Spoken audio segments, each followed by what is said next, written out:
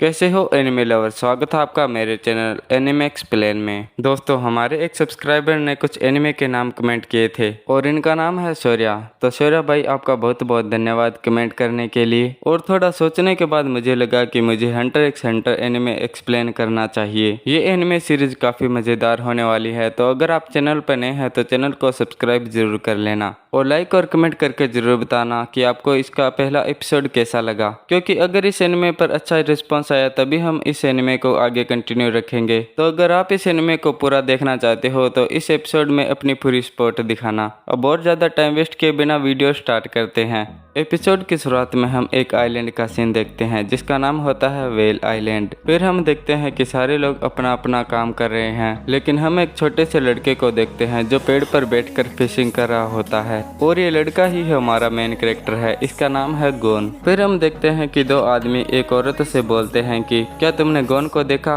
वो मॉन्स्टर पकड़ने की कोशिश कर रहा है। और इस औरत का नाम है मीटो। मीटो बोलती है कि मुझे पता है, वो ऐसा एक हफ्ते से कर रहा है। फिर इनमें से एक आदमी बोलता है एक बच्चे के लिए उस मॉन्स्टर को पकड़ना नामुमकिन है। फिर हम गोन को देखते हैं जो बिल्कुल शांत बैठा हुआ है। तभी गोन देखता है कि हुक में हलचल होने लगी है। गोन उस हुक को खींचने के लिए पूरा दम लगा देता है। गोन हुक को खींचने में कामयाब हो जाता है और हम देखते हैं कि उसने मॉन्स्टर फिश को पकड़ लिया है। उसके बाद वहाँ के लोग गोन की तारीफ करने लगते हैं और बोलते हैं गोन ने ये कर दिया। तभी यहाँ मीटो भी आ जाती है और हमें पता चलता है कि मीटो गोन की आंटी है। तभी गोन बोलता है मीटो आंटी, आपने देखा मैंने मॉन्स्टर फिश को पकड़ लिया, अब तो मुझे हंटर एग्जाम के लिए जाने दीजिए प्लीज। लेकिन मीटो इस बात का कोई जवाब नहीं देती। उसके बाद हम गोन के घर का सीन देखते हैं जहां एक आदमी की फोटो देखकर एक बूढ़ी औरत बोल रही होती है कि तुम्हारे बेटे ने ये कर दिखाया, उसने उस मॉन्स्टर फिश को पकड़ लिया जिसे आज तक कोई भी नहीं पकड़ पाया।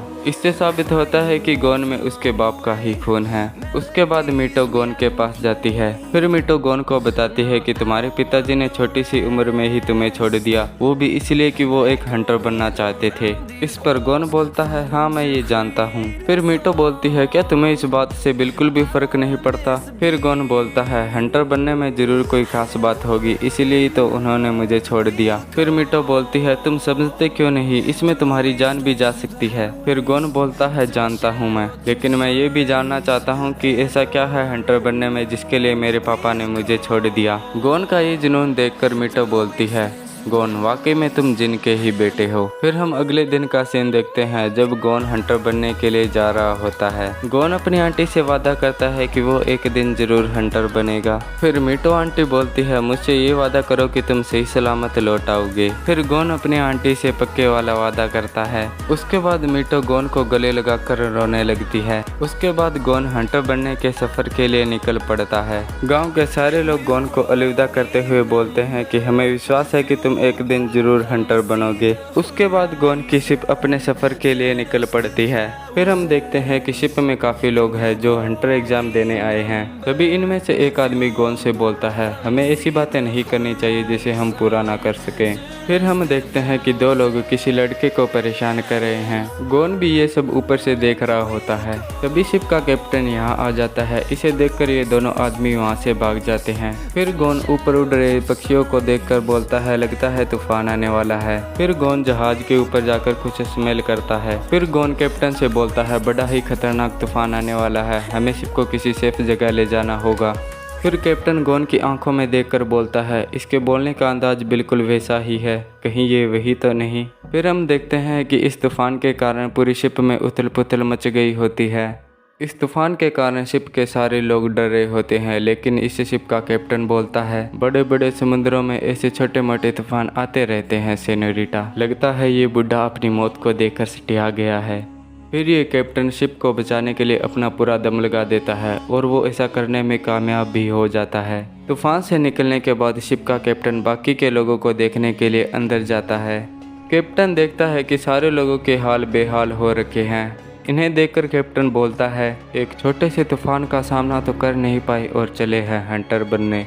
फिर कैप्टन देखता है कि गोन तो बिल्कुल ठीक है और दूसरों की मदद कर रहा है। फिर हम एक और हंटर को देखते हैं जो मजे से किताब पढ़ रहा होता है। फिर हम एक और हंटर को देखते हैं जो बिल्कुल ठीक है और सेब खा रहा होता है। फिर कैप्टन इन तीनों को बुलाता है और इन्हें अपने बारे में बताने के लिए बोलता है। फिर गोन बोलता है, मेरा नाम गोन है और मैं व्हेल आइलैंड से आया हूँ। मेरे पापा एक बहुत बड़े हंटर है और मैं उन्हीं की तरह एक हंटर बनना चाहता हूँ और मैं ये जानना चाहता हूँ कि मेरे पापा हंटर क्यों बनना चाहते थे। फिर कैप्टन मन ही मन सोचता है, व्हेल आइलैंड मतलब ये जिन का बेटा है। फिर ये कोट पैंट वाला आदमी गोन से बोलता है, तुम्हें उस बुड्ढे की बात का जवाब नहीं देना चाहिए, वो कोई हमारा एग्जामिनर नहीं है।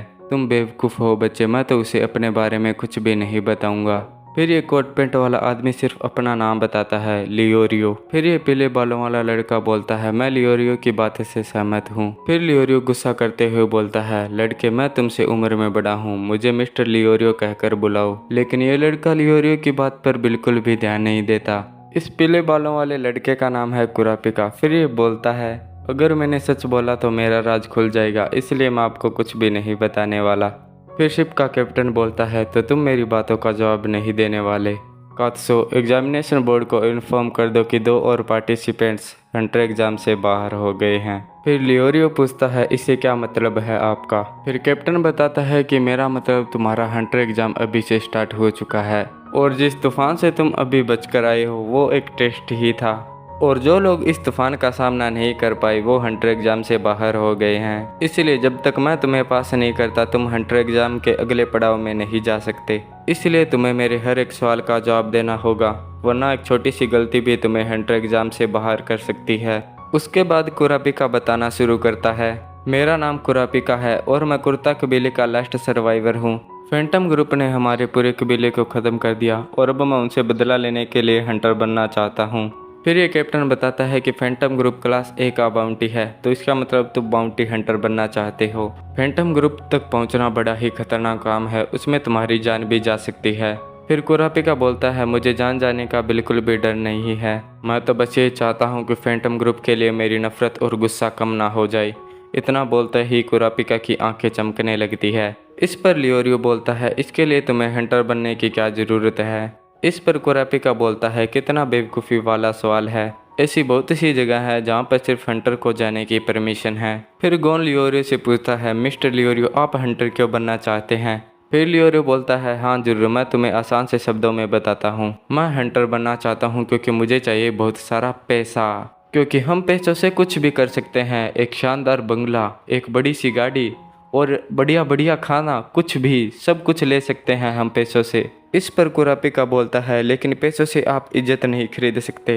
दोस्तों, क्या आप भी कुरापिका की बात से सहमत है? कमेंट करके ज़रूर बताना। उसके बाद लियोरियो और कुरापिका दोनों ही रूम से बाहर आ जाते हैं। तभी शिप का एक बंदा बोलता है, कैप्टन आगे देखिए, एक और तूफान आ रहा है। उसके बाद सभी लोग तूफान से शिप को बचाने के लिए मदद करने लगते हैं, लेकिन कुरापिका और लियोरियो को इससे कुछ भी फर्क नहीं पड़ता। वे दोनों ही एक दूसरे से फाइट करने के लिए खड़े होते हैं। मतलब यार, इतने खतरनाक तूफान में भी इन्हें लड़ाई करने की पड़ी है। लियोरियो और कुरापिका दोनों ही फाइट करने के लिए अपने हथियार निकाल लेते हैं। तभी शिप से एक बड़ी सी लहर टकराती है और सभी लोगों की पकड़ छूट जाती है, लेकिन एक लड़का इस रस्सी को नहीं छोड़ता और इधर से उधर झूलने लगता है। तभी एकदम से उसकी पकड़ छूट जाती है और वो शिप से बाहर जाने लगता है। कुरापिका और लियोरियो दोनों ही इसे देख लेते हैं और बचाने की कोशिश करते हैं, लेकिन इनका हाथ इस लड़के तक नहीं पहुंच पाता। तभी गोन जंप करता है और उस गिरते हुए लड़के के हाथों को पकड़ लेता है। गोन गिरने ही वाला होता है कि कुरापिका और लियोरियो गोन को भी बचा लेते हैं।